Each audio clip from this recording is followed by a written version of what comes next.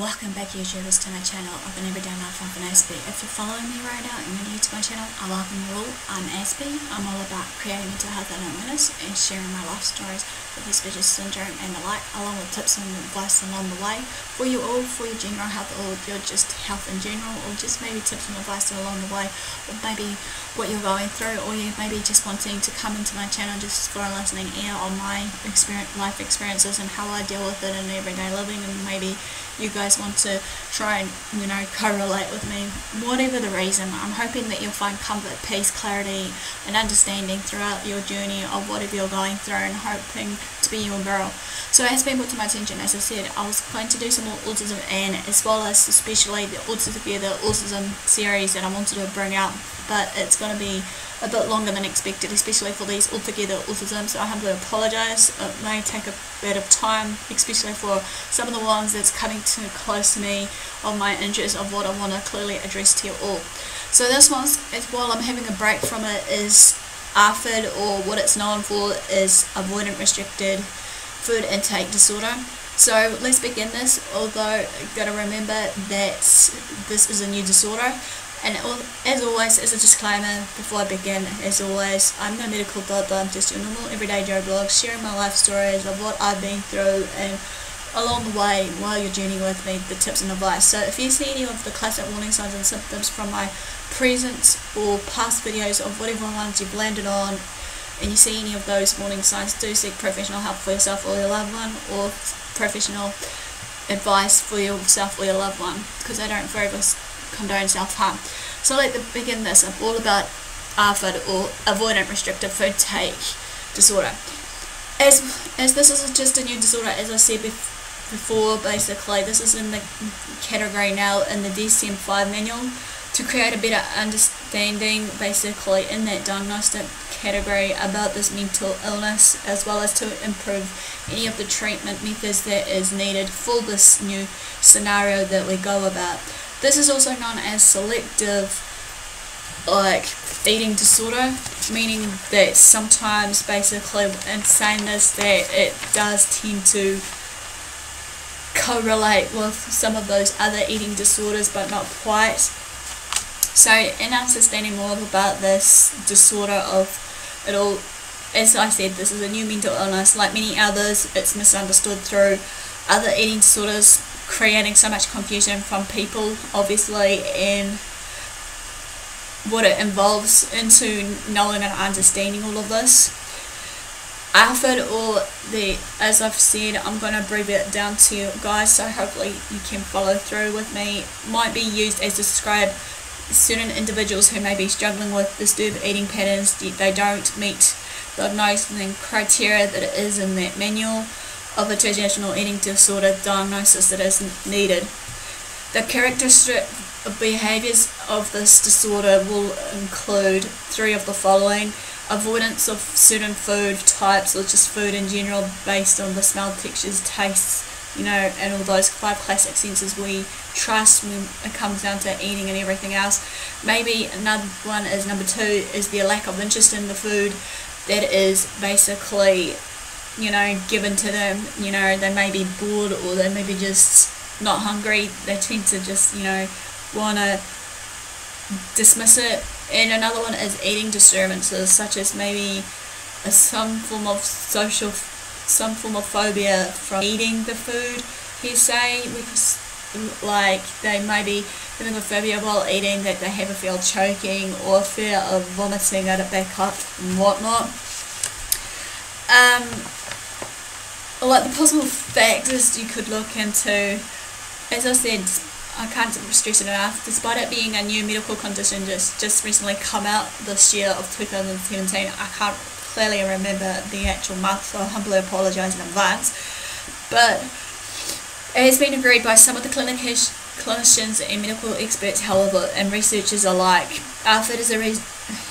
they have agreed that ARFID is a result of certain combination of several different factors, such as biological influences, psychosocial components, and the environmental influences. So our childhood may be susceptible to ARFID due to the genetic or other biological factors that may be triggered by the environmental or psychosocial situations. A classic example here to understand it more to you guys is if a child that has experienced some trauma due to an incident of choking with food may become hesitant to eat solid foods.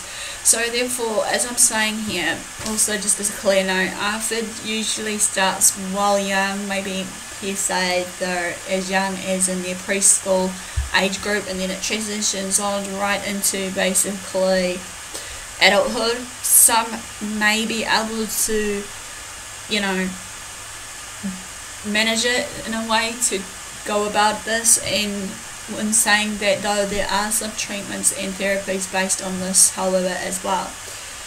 Other mental disorders that can be comorbid with ARFID however can also exacerbate eating and feeding certain difficulties.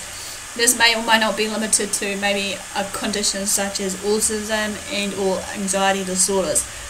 But with autism, however, developmental disabilities can influence feeding disturbances or make it more harder for a child to be accepting of any flavours, textures, smells and other sensory factors that is related to food. As I mentioned just now about the anxiety disorders, however, may be influenced by ARFID basically, as well as the food phobias that can influence avoiding eating type patterns. On the other hand, with other eating disorders such as your anorexia or bulimia, since this has been clearly addressed that it is maybe a form of an eating disorder but not quite, there's usually an often underlying anxiety and or fear about, you know, gaining weight, in which on the other hand, those with ARFID anxiety usually is experience that can be related to, as I said, eating certain foods and or maybe food groups, having to try out certain new foods, fear of choking while eating, or as I said, vomiting, pretty much fear of that. Or another one is having to eat in social situations.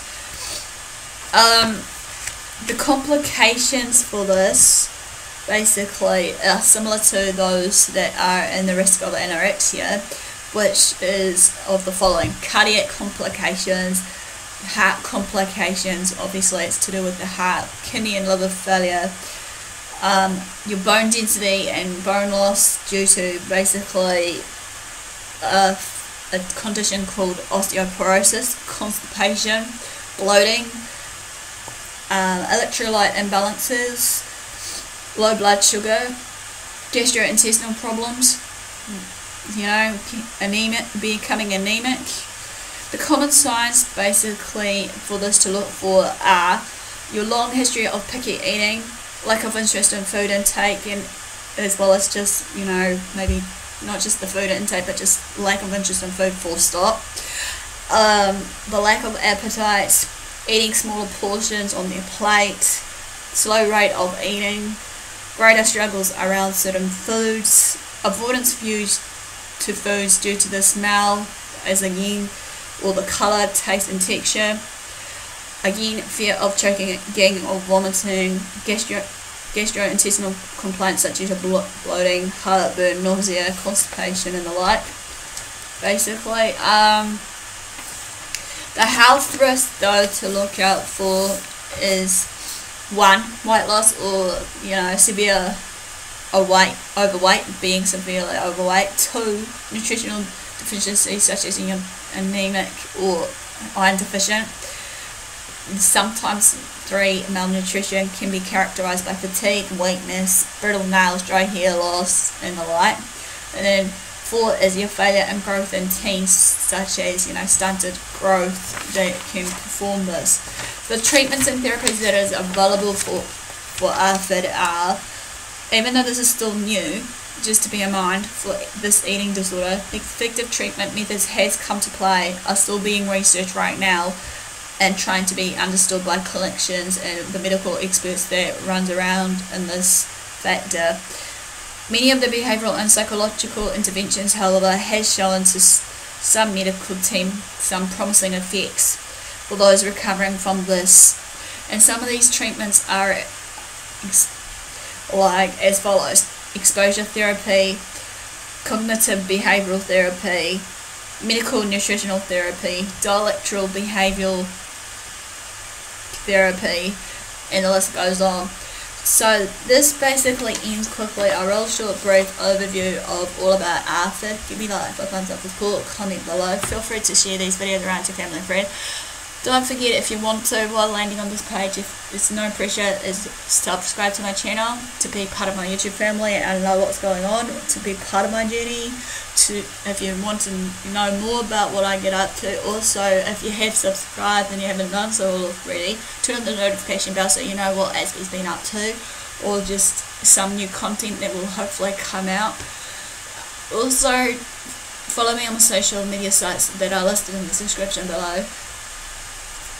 And all further ado guys, thanks for the support, thanks for watching, do it, love it.